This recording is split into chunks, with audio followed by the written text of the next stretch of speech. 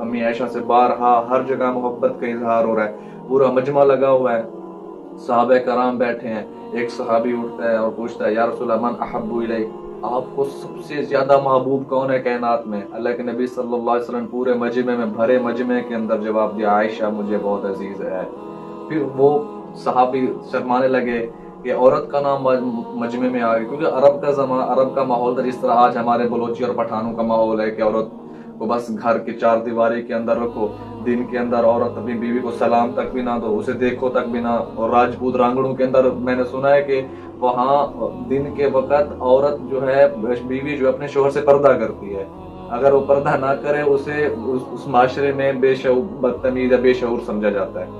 अल्लाह के नबी सल्लल्लाहु अलैहि वसल्लम ने पूरे मजमे के अंदर कहा मुझे आयशा से मोहब्बत है।